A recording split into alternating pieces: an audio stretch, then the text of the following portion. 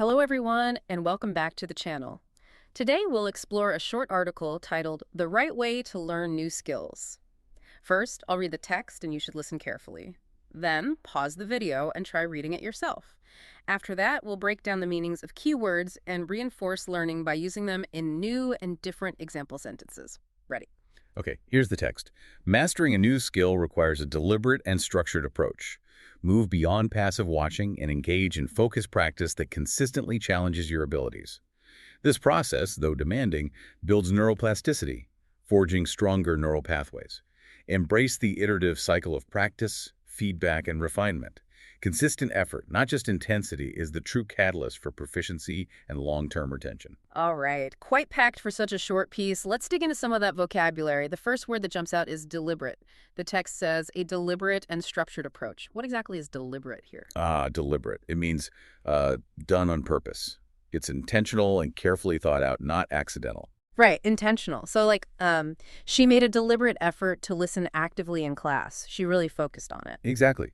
Or his decision to study abroad was very deliberate. He planned it carefully for a long time. Okay, got it. So it's about conscious choice and planning. Precisely.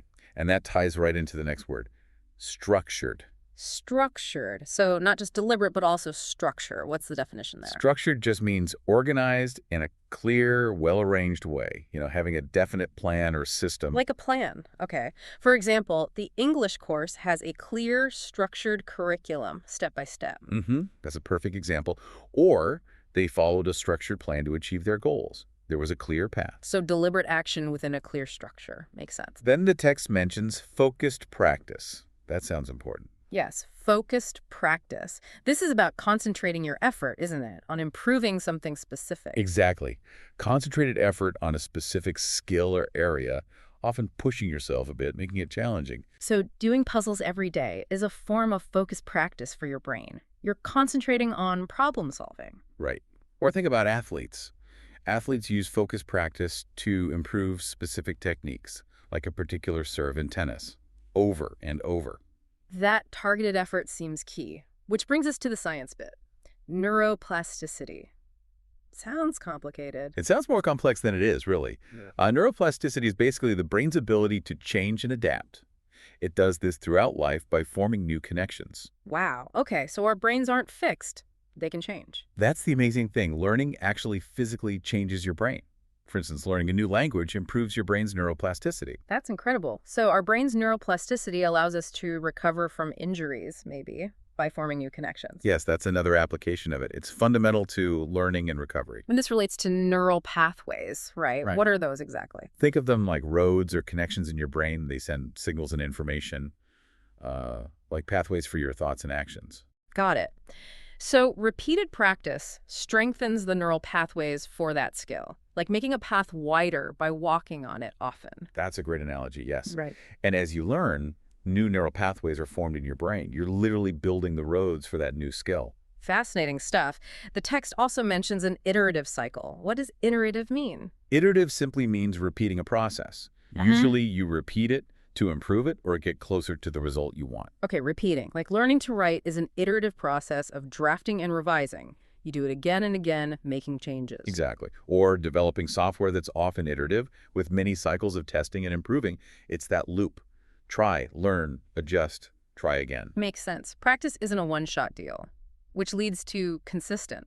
The article emphasizes consistent effort. Yes, consistent. This means doing something regularly and reliably, always behaving or happening in pretty much the same way. Dependable effort. Right. So consistent effort leads to better results over time. Just showing up regularly.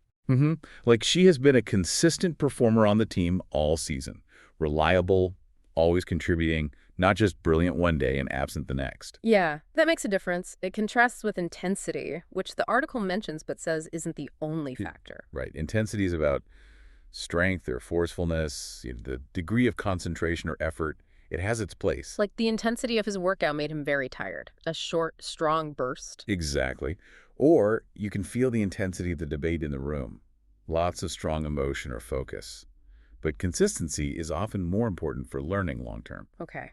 And consistent effort is the catalyst. What's a catalyst? A catalyst is something that causes a change or an event to happen, often making it happen faster. It sparks the reaction. Ah, like a spark. So good feedback can be a catalyst for improvement. It helps things change for the better. Perfect. Or his inspiring speech was a catalyst for the team's success. It kicked things off. Got it. And the final goal here seems to be proficiency. Yes, proficiency. That's basically reaching a high degree of skill or expertise in something. Yeah. You've really mastered it. Okay, so mastering it. For example, she achieved proficiency in 3 languages. Wow. Yeah, that's high proficiency. Or daily practice helped him reach a high level of proficiency on the guitar. He became really skilled. Great. So those are some key terms from the article. Lots to think about there. Definitely. And understanding them really helps grasp the whole process of learning effectively. Absolutely. And for everyone listening, remember what the article stressed. Consistency.